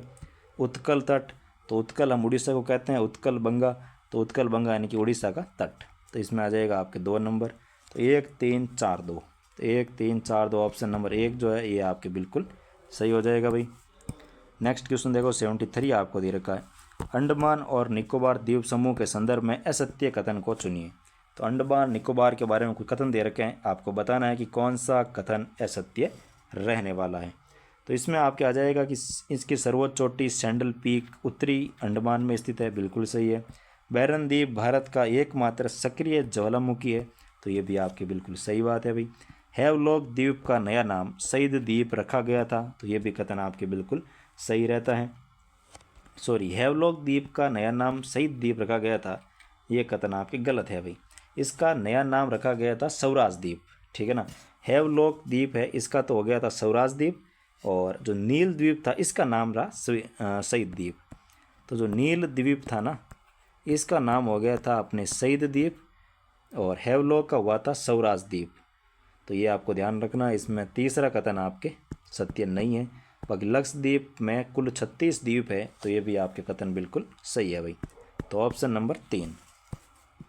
नेक्स्ट क्वेश्चन देखो 74 आपको दे रखा है, अभिकथन ए दे रखा है कि श्री हरिकोटा द्वीप भारत का महत्वपूर्ण उपग्रह प्रक्षेपण केंद्र है, और कारण दे रखा है कि ये आंध्र प्रदेश के तटीय क्षेत्र पर पुल्लिकट झील के समीप स्थित है। कहाँ पर स्थित है, तो आंध्र प्रदेश के तटीय क्षेत्र पर पुल्लिकट झील के समीप स्थित है। तो इसमें आपके रहेगा कि ए और दो दोनों ही सही, ए और आर दोनों सही है, और आर जो है वो इसकी व्याख्या नहीं करता भाई। तो इसमें आपके कथन तो दोनों सही है, लेकिन व्याख्या एक दूसरे की नहीं करते हैं, क्योंकि इसके अंदर देखा जाए तो लोकेशन जो है वो पुल्लिकट झील के पास होना है, मतलब इसके लॉन्च केंद्र होने की एकमात्र व्याख्या नहीं है। मतलब ये जो श्री हरिकोटा है ये पुल्लिकट झील के पास में जरूर स्थित है, लेकिन ये इसकी व्याख्या नहीं करता भाई, ठीक है। तो ऑप्शन नंबर 2। नेक्स्ट क्वेश्चन देखो 75 आपको दे रखा है, सुमेलित कीजिए द्वीप और उनकी स्थिति। द्वीप में दे रखा है अबुल कलाम द्वीप। तो अब्दुल कलाम द्वीप जो है इसमें आ जाएगा आपके ओडिशा, जो मिसाइल प्रक्षेपण है इसे अब्दुल कलाम द्वीप के नाम से जानते हैं, तो 3 नंबर। वेलिंगटन द्वीप, तो वेलिंगटन द्वीप यानी कि बी में आ जाएगा आपके केरल। वेलिंगटन द्वीप कहाँ पे है भाई, तो केरल के अंदर स्थित है, तो इसमें आ जाएगा 1 नंबर। लक्षद्वीप, तो लक्षद्वीप के अंदर क्या स्थित है, तो इसमें आ जाएगा प्रवाल भित्ति निर्मित, तो इसमें आ जाएगा 2 नंबर। श्री हरिकोटा, तो ये आ जाएगा अपने सतीश धवन अंतरिक्ष केंद्र, इसमें आ जाएगा आपके 4 number. 3 1 2 4, 3 1 2 4 option number 1। Next question देखो भाई 76 आपको दे रखा है, निम्न में से कौन सा असुमेलित युग्म है। तो निम्न में से कौन सा असुमेलित युग्म है, तो इसमें आ जाएगा अपने एक तो दे रखा मनोविज्ञान शब्द का सर्वप्रथम प्रयोग रुडोल्फ गोयलक के द्वारा किया गया था, जो कि बिल्कुल सही है। द्वैतवाद का प्रतिपादन देकार्ते ने किया था, बिल्कुल सही बात है। स्मृति का स्नायुविक आधार ये हार्टले ने दिया था, तो ये भी कथन आपके सही है। व्यवहारवाद के जनक सिगमंड फ्राइड, तो सिगमंड फ्राइड जो है व्यवहारवाद के जनक नहीं रहते हैं, इनके जनक आते हैं जे.बी. वॉटसन, ठीक है ना। व्यवहारवाद के जनक कौन रहेंगे भाई, जे.बी. वॉटसन जो है ये इसके आपके जनक रहते हैं, न कि सिगमंड फ्राइड, क्योंकि सिगमंड फ्राइड मनोविश्लेषणवाद के जनक है, ये भी आपको ध्यान रखना है। व्यवहारवाद के जनक जे.बी. वॉटसन और सिगमंड फ्राइड, तो ये रहते हैं अपने मनोविश्लेषणवाद के जनक। तो ऑप्शन नंबर 4 हो जाएगा इसमें आपके असुमेलित। नेक्स्ट क्वेश्चन देखो 77 आपको दे रखा है। सूची 1 विकास के सिद्धांत को सूची 2 प्रतिपादक के साथ सुमेलित कीजिए। विकास के सिद्धांत दे रखे हैं सूची 1 में, सूची 2 में दे रखे हैं इसके प्रतिपादक, और आपको इसमें सुमेलित करके बताना है कि कौन सा कथन किससे है वो संबंधित रहता है भाई। तो सबसे पहले दे रखा आपको मनोसामाजिक विकास। तो मनोसामाजिक विकास जो सिद्धांत है ये दिया गया था आपके इरिक्सन के द्वारा। किसके द्वारा दिया गया था भाई? तो ये इरिक्सन ने दिया था। तो इसमें आ जाएगा सबसे पहले के अंदर 2। फिर आ जाएगा अपने भाषा विकास। तो भाषा विकास सिद्धांत दिया था चॉम्स्की ने। तो इसमें आ जाएगा 1 नंबर। नैतिक विकास, तो नैतिक विकास दिया गया था कोहलबर्ग के द्वारा। तो इसमें आ जाएगा अपने 4 नंबर। फिर दिया था संज्ञानात्मक विकास। तो संज्ञानात्मक विकास दिया था अपने जीन पियाजे के द्वारा, यानी कि इसमें आ जाएगा 3 नंबर। तो 2 1 4 3, 2 1 4 3, यानी कि ऑप्शन नंबर 1 जो है ये आपके बिल्कुल सही हो जाएगा भाई। नेक्स्ट क्वेश्चन देखो 78 आपको दे रखा है। अधिगम यानी कि लर्निंग की विशेषताओं के संबंध में कौन सा विकल्प असत्य है? तो अधिगम की विशेषताओं के बारे में कुछ कथन दे रखे हैं, इसमें से आपको बताना है कि कौन सा कथन है वो सही या सही असत्य कथन है। तो अधिगम उद्देश्यपूर्ण एवं विवेकपूर्ण होता है, बिल्कुल सही है। अधिगम केवल व्यक्तिगत प्रक्रिया है, सामाजिक नहीं है, ये कथन आपके गलत है, क्योंकि अधिगम व्यक्तिगत भी होती है और सामाजिक भी होती है भाई, ठीक है ना। तो ऑप्शन नंबर 2 जो है ये आपके हो जाएगा असत्य कथन। और अधिगम वातावरण की उपज है और अनुभवों की व्यवस्था है। तो वातावरण की उपज है और अनुभव की व्यवस्था, ये कथन भी सही है। अधिगम संपूर्ण जीवन चलाने वाली एक निरंतर प्रक्रिया है, तो ये कथन भी आपके सही है। तो दूसरा कथन इसमें आपके असत्य हो जाएगा, ऑप्शन नंबर 2। नेक्स्ट क्वेश्चन देखो 79 आपको दे रखा है। नीचे 2 कथन दिए गए हैं, एक अभिकथन ए के रूप में चिन्हित है, दूसरा कारण आर के रूप में चिन्हित है। तो अभिकथन ए आपको दे रखा है, पावलोव के प्रयोग के अंत में घंटी बजने मात्र से कुत्ते के मुंह में लार आना एक अनुकूलित अनुक्रिया यानी कि CR है। और कारण दे रखा है कि बार बार स्वाभाविक उद्दीपन यानी कि भोजन के साथ अस्वाभाविक उद्दीपन घंटी प्रस्तुत करने से अनुबंधन स्थापित हो जाता है। उपरोक्त कथन के आलोक में नीचे दिए गए विकल्पों में से सबसे उपयुक्त उत्तर का चयन कीजिए। तो इसमें सबसे उपयुक्त जो उत्तर आएगा आपके, इसमें आ जाएगा आप ए और आर दोनों सही है, और आर ए की व्याख्या भी करता है। तो ऑप्शन नंबर 1। नेक्स्ट क्वेश्चन देखो 80 नंबर क्वेश्चन आपको दे रखा है। आदतों और उनके उदाहरण के संदर्भ में असुमेलित युग्म कौन सा है? तो असुमेलित युग्म पूछा है, तो इसमें आ जाएगा आपके यांत्रिक आदतें। तो कपड़े बदलना, बटन लगाना, ये आपके बिल्कुल यांत्रिक आदतें होती है। और नैतिकता पर आधारित आदतें जैसे दान देना, सत्य बोलना, ये नैतिक मूल्य होते हैं भाई, तो इसकी आदतें हो गई। विचारों पर आधारित आदतें जैसे तर्क करना, कल्पनावादी होना, तो ये सभी होगी विचारों पर आधारित अपनी आदतें। और नाड़ी मंडल संबंधी आदतें, तो स्वयं द्वारा विकसित उठने बैठने का तरीका, तो ये आपके इसमें नाड़ी तंत्र द्वारा व्यवस्था नहीं रहती है। स्वयं उठने बैठने की जो स्वयं का जो विकसित तरीका होता है इसे स्वकीय आदतें कहते हैं, ये ध्यान रखना। स्वयं द्वारा विकसित बैठने उठने जो आदतें होती है उसे क्या कहते हैं भाई? स्वकीय आदतें कहते हैं। और नाड़ी मंडल संबंधी जो आदतें होती है उन्हें कहते हैं संवेगात्मक अस्थिरता को प्रकट करती है, तो ये भी आपको ध्यान रखना। मंडल तो वो संवेगात्मक अस्थिरता को प्रकट करती है भाई। तो 4 नंबर ऑप्शन इसमें आपका सुमेलित हो जाएगा। नेक्स्ट क्वेश्चन देखो 81 आपको दे रखा है। व्यक्तित्व मापन की विधियों के संबंध में निम्न कथनों का अध्ययन करके सही कथन का चयन कीजिए। तो इसमें सही कथन कौन सा है उसका आपको चयन करके बताना है भाई। तो प्रश्नावली विधि को कागज पेंसिल परीक्षण भी कहा जाता है। समाज नीति विधि के प्रवर्तक JL मोरेनो थे, जिससे सामाजिक गुणों का मापन होता है। और तीसरा आपको दे रखा है IQ का सही सूत्र CA/MA गुणा 100 है। तो CA/MA गुणा 100 है।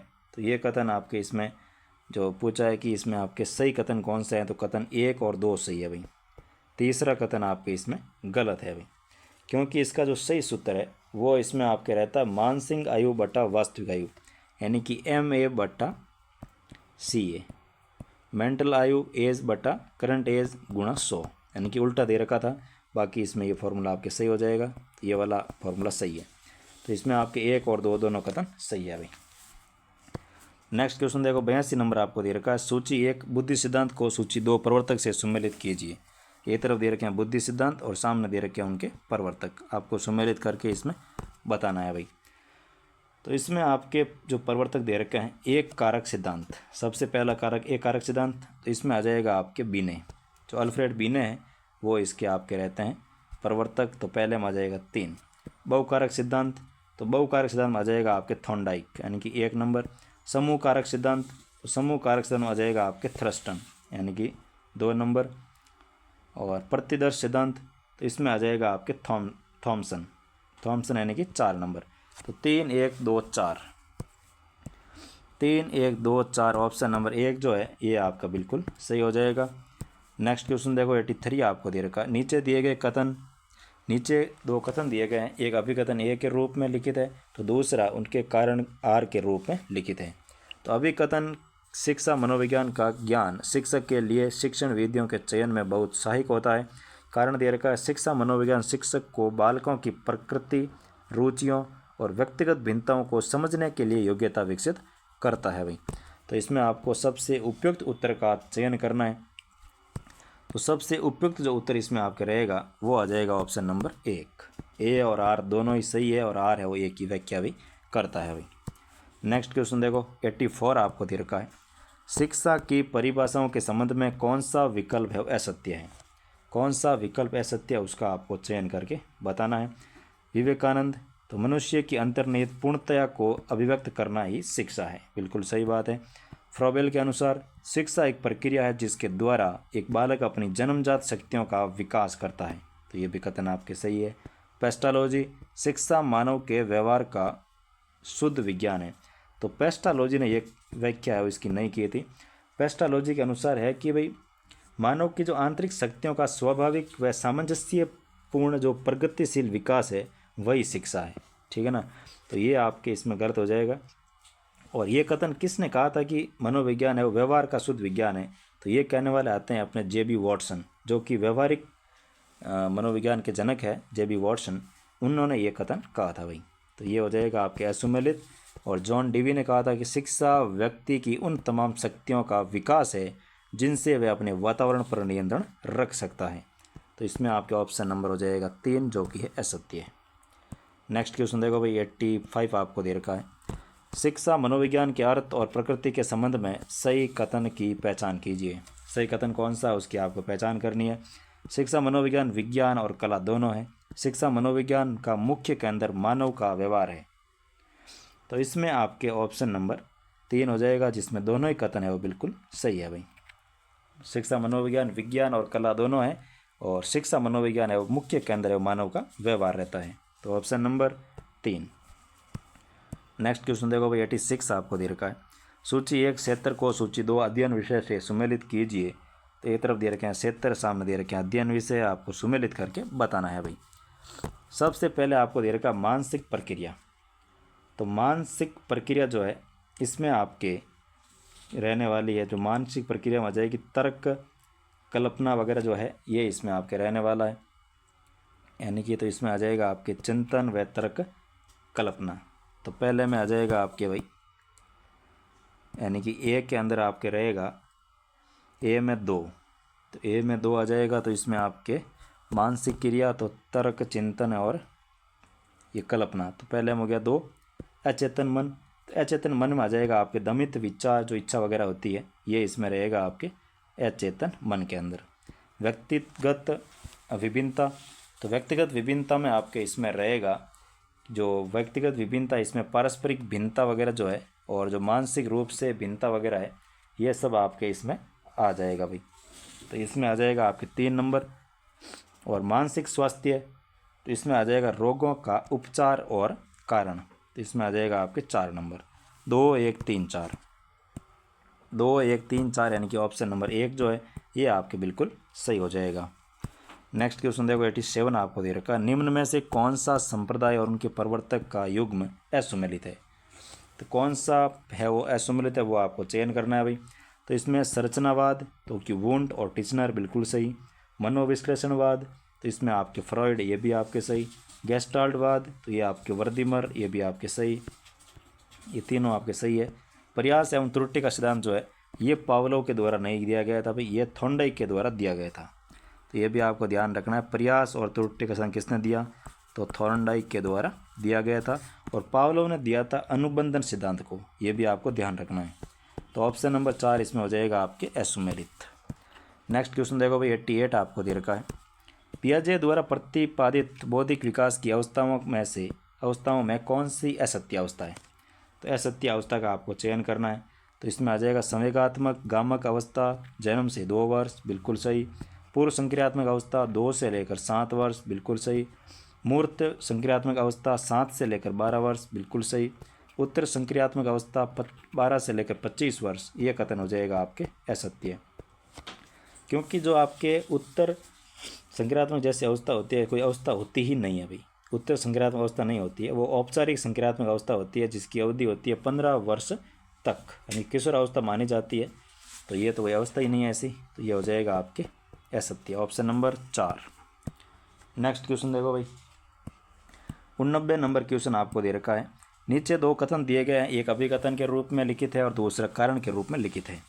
कथन दे रखा है कि व्यक्ति इतिहास विधि का प्रयोग समस्यात्मक बालकों के निदान के लिए किया जाता है। कारण दे रखा है इस विधि में व्यक्ति से संबंधित सूचना एकत्रित करके उसके व्यक्तित्व का क्रमबद्ध अध्ययन या विश्लेषण किया जाता है। तो नीचे दिए गए आलोक में से आपको उपयुक्त कथन का चयन करना है। तो इसमें उपयुक्त कथन आ जाएगा आपके ए और आर दोनों सही है और आर इसकी व्याख्या करता है। तो ऑप्शन नंबर 1। नेक्स्ट क्वेश्चन देखो भाई 90 नंबर आपको दे रखा है। बुद्धि के सिद्धांतों और प्रवर्तकों के संदर्भ में असुमेलित युग्म का चयन कीजिए। तो कौन सा युग्म असुमेलित है उसका आपको चयन करके बताना है भाई। तो बुद्धि का द्विकारक सिद्धांत स्पायरमैन, बिल्कुल सही। बुद्धि का बहुकारक सिद्धांत थॉर्नडाइक, बिल्कुल सही। और बहुमानसिक योग्यता सिद्धांत तो केली के द्वारा, ये भी आपके सही। बुद्धि का त्रिकारक सिद्धांत, तो बुद्धि का त्रिकारक सिद्धांत भी स्पायरमैन के द्वारा दिया गया था। तो ये भी आपके स्पायरमैन होगा, न कि बिन्ने और टर्मन, क्योंकि त्रिकारक सिद्धांत द्विकारक सिद्धांत ये तो हो गए स्पायरमैन के, और जो बिन्ने और टर्मन है इन्होंने दिए थे आपके, जो एक कारक सिद्धांत है ना ये दिया था बिन्ने और टर्मन के द्वारा। तो ये हो जाएगा आपके असुमेलित, ऑप्शन नंबर 4। नेक्स्ट क्वेश्चन देखो भाई 91 आपको दे रखा है। मद्रास हाईकोर्ट के किस मुख्य न्यायाधीश को मई 2025 में राजस्थान हाईकोर्ट का नया मुख्य न्यायाधीश नियुक्त करने की सिफारिश की गई थी। तो इसमें आ जाएगा आपके जस्टिस KR जो श्री राम है, ये पहले मद्रास हाईकोर्ट के अंदर थे और फिर अपने राजस्थान हाईकोर्ट के अंदर मुख्य न्यायाधीश के रूप में नियुक्त कर दिया गया था भाई। तो KR Shrivastava supreme court collegium ने 28 मई 2025 को मद्रास हाईकोर्ट के मुख्य न्यायाधीश जस्टिस KR श्रीराम को राजस्थान हाईकोर्ट का मुख्य न्यायाधीश नियुक्त करने की सिफारिश की थी, और वे जस्टिस KM श्रीवास्तव का स्थान लेंगे थे वहाँ पे, और जिनका तबादला मद्रास हाईकोर्ट में किया गया था। तो जस्टिस श्रीवास्तव है ना, इनको भेजा मद्रास, और मद्रास से लाए श्री राम जी को राजस्थान के अंदर, ठीक है ना। तो ऑप्शन नंबर 2। नेक्स्ट क्वेश्चन देखो 92 आपको दे रखा है। खेलो इंडिया 2025 में राजस्थान के प्रदर्शन के संदर्भ में असत्य विकल्प का चयन कीजिए। कौन सा विकल्प असत्य है उसका आपको चयन करके बताना है भाई। तो राजस्थान में कुल 60 पदक जीतकर प्रतियोगिता में तीसरा स्थान राजस्थान हासिल किया था, बिल्कुल सही। साइकिलिंग में राजस्थान ने कुल 14 पदक हासिल किए थे, तो ये भी आपके सही। योगासन स्पर्धा में ऋतिक विश्नोई ने 2 स्वर्ण पदक जीते थे, तो ये कथन भी आपके बिल्कुल सही है भाई। और 4 नंबर दे रखा है कि इस प्रतियोगिता का आयोजन जयपुर राजस्थान में किया गया था। तो इसका आयोजन जयपुर राजस्थान में नहीं किया गया था। खेलो इंडिया 2025 का 4 मई से 15 मई के मध्य पटना बिहार में किया गया था भाई, ठीक है ना, न कि जयपुर के अंदर।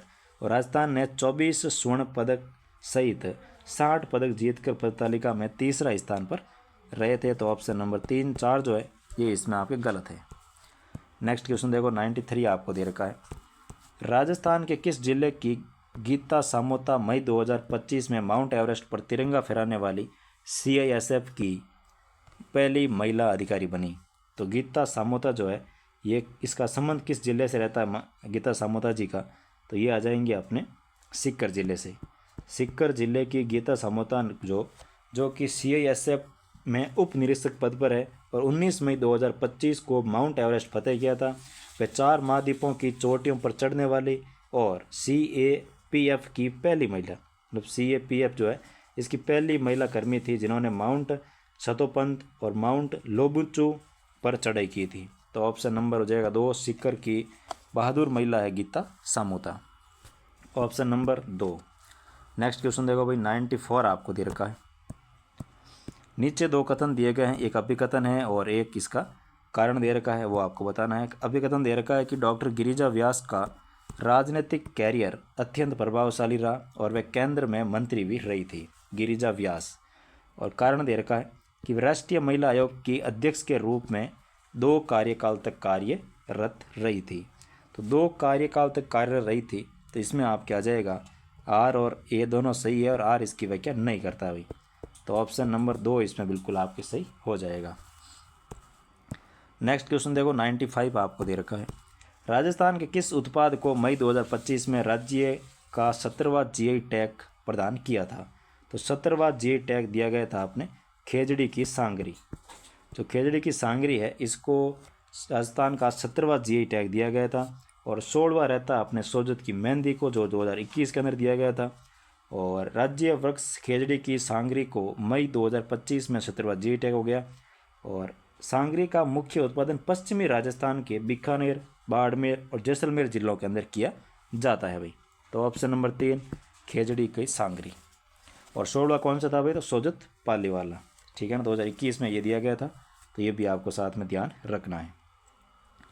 नेक्स्ट क्वेश्चन देखो 96 आपको दे रखा है। बाल विवाह मुक्त राजस्थान अभियान के संबंध में सही कथन का चयन कीजिए। तो बाल विवाह मुक्त राजस्थान अभियान के संबंध में कौन सा कथन सही है उसका आपको चयन करके बताना है भाई। सही कथन पूछा तो इसमें आ जाएगा आपके अभियान का नया लोगो और थीम सॉन्ग 2 मई 2025 को जारी किया गया था। तो ये कथन आपके इसमें बिल्कुल सही है भाई। 2 मई 2025 को इसमें आपके लोगो और थीम सॉन्ग जारी किया गया था। और इस अभियान की शुरुआत जो है ना, ये मुख्यमंत्री जी ने ना करके उप मुख्यमंत्री दिया कुमारी जी ने किया था। और ये एक व्यापक अभियान था जिसमें समुदाय की भागीदारी और सरकारी कार्रवाई पर जोर दिया गया था। 2 मई को इसका लोगो और थीम भी वो सॉन्ग के साथ जारी कर दिया गया था। तो इसमें मुख्यमंत्री ना होकर के दिया कुमारी जी ने इसको आपके लॉन्च किया था भाई। तो आप दूसरा कथन है वो ये आपके बिल्कुल सही है। 2 मई 2025 को इसका लोगो और थीम सॉन्ग है वो लागू या जारी किया गया था। तो ऑप्शन नंबर 2। नेक्स्ट क्वेश्चन देखो भाई 97 आपको दे रखा है। मई 2025 में नियुक्त राजस्थान लोक सेवा आयोग RPC के नए अध्यक्ष कौन है? तो नए अध्यक्ष बने थे अपने उत्कल रंजन साहू। उत्कल रंजन साहू जो है ये 1988 बैच के IPS अधिकारी और पूर्व DGP उत्कल रंजन साहू को RPC का 40वां अध्यक्ष नियुक्त किया गया था। ये भी आपको ध्यान रखना भाई, कौन से अध्यक्ष है? तो 40वें अध्यक्ष नियुक्त किया था। उन्होंने 12 जून 2025 को पदभार ग्रहण किया। उनका कार्यकाल जून 2026 तक रहेगा। तो इसमें आ जाएगा option number 3 Utkal Ranjan Sahu. Next question देखो भाई 98 आपको दे रखा है। राजस्थान के स्टार्टअप और व्यक्तियों के संदर्भ में असत्य कथन की पहचान कीजिए। तो असत्य कथन की आपको पहचान करनी है। तो इसमें आ जाएगा आपके सुधीर चौधरी को ऑपरेशन सिंदूर में उत्कृष्ट कार्य के लिए सेना अध्यक्ष द्वारा सम्मानित किया था, बिल्कुल सही है। वात्सल्य कवच सार्वजनिक स्थानों पर स्तनपान को सुगम बनाने का एक आवरण है। तो ये भी आपकी बिल्कुल सही है, वात्सल्य कवच। और दैनिक भास्कर समूह को डू गुड अवार्ड 2025 से तहत 3 गोल्ड मेडल दिए गए थे। तो ये कथन आपके इसमें गलत है भाई। इसमें गोल्ड मेडल ना दे करके 3 सिल्वर मेडल है वो इसमें दिए गए थे, न कि गोल्ड मेडल। ये आपका तीसरा हो जाएगा गलत। और ये किस लिए दिए 3 मेडल? तो ये दिए गए थे एक पेड़ जिंदगी, इनके अभियान चलाए थे। जैसे एक अभियान था एक पेड़ एक जिंदगी, मिट्टी के गणेश और सार्थक दीपावली। इन 3 अभियानों के लिए इनको है वो सिल्वर मेडल दिया गया था। तो ऑप्शन नंबर 3। जूही कुमारी ने राजस्थान स्टेट कराटे चैंपियनशिप में 2 गोल्ड मेडल जीते थे। तो ये भी आपके सही है भाई। तो असत्य कथन ऑप्शन नंबर 3। नेक्स्ट क्वेश्चन देखो 99 आपको दे रखा है। मुख्यमंत्री शिक्षित राजस्थान अभियान के बारे में सही कथन का चयन कीजिए। तो मुख्यमंत्री शिक्षित राजस्थान अभियान के बारे में सही कथन पूछा है। तो इसमें आ जाएगा आपके ऑप्शन नंबर 2। इसका उद्देश्य नामांकन बढ़ाना और बच्चों को स्कूल से जोड़ना है भाई। इसका उद्देश्य है वो क्या है? नामांकन को बढ़ाना और बच्चों को स्कूल से जोड़ना इसका रहता है। और इसका दूसरा चरण है वो 1 से लेकर के 24 जुलाई 2025 को ये लागू हुआ था, लेकिन यहाँ तक है वो दूसरा चरण चला था आपके 24 दिन तक। और इसमें कक्षा 3 से 8 के छात्रों का हिंदी, अंग्रेजी और गणित में दक्षता आधारित मूल्यांकन भी किया जाता था। तो ऑप्शन नंबर 3 इसका बिल्कुल आपके सही कथन है भाई। नेक्स्ट क्वेश्चन देखो, और आज का लास्ट क्वेश्चन, क्योंकि जीके के 100 क्वेश्चन हम आज इस क्लास में सॉल्व करेंगे और जो साइंस के 100 क्वेश्चन है ये हम कल दूसरी क्लास के अंदर सॉल्व करेंगे भाई। तो 100 नंबर क्वेश्चन आपको दे रखा है कि विश्व पर्यावरण दिवस 5 जून 2025 के अवसर पर राजस्थान के किन 2 स्थानों को नए रामसर साइट के रूप में अंतर्राष्ट्रीय मान्यता मिली थी। तो अंतर्राष्ट्रीय मान्यता दी गई थी अपने मीनार और खीचन को। 4 जून 2025 को फलोदी के खीचन गांव और उदयपुर के मीनार गांव को रामसर साइट का दर्जा दिया गया था। और इसके साथ ही राजस्थान में कुल 4 रामसर साइट हो चुकी है, जिसमें एक केवलादेव, एक सांबर, एक खीचन, एक मीनार, ठीक है ना। और अब 5वीं भी हो चुकी है जो कि है अपने सिल्लीसैट झील अलवर के अंदर, वो भी आपको ध्यान रखना है भाई। तो इसमें हो जाएगा ऑप्शन नंबर 2। तो ये था भाई आपके लैब असिस्टेंट के 100 क्वेश्चन जो कि अपने जीके एंड जीएस के रहते हैं। अगर पेपर सॉल्यूशन अच्छा लगा हो और भी आपको ऐसे पेपर सॉल्यूशन टेस्ट सीरीज जैसे कि एसआई है, सेकेंड ग्रेड है, लैब असिस्टेंट है, एलडीसी है, सभी के टेस्ट सीरीज आपको इस चैनल पर मिलने वाली है। तो आप चैनल पर नए हो तो चैनल को सब्सक्राइब कर लीजिए। और अगर आपके कोई भाई बहन दोस्त वगैरह अगर तैयारी करते हैं, जैसे कोई लैब असिस्टेंट कर रहा है, कोई एसआई की कर रहा है, तो उनको ये चैनल शेयर करो यार, ठीक है, क्योंकि सब्सक्राइब बहुत कम आ रहे हैं यार। थोड़ी करो आप सब्सक्राइब, शेयर वगैरह किया करो और सब्सक्राइब भी क्या करो, ठीक है ना।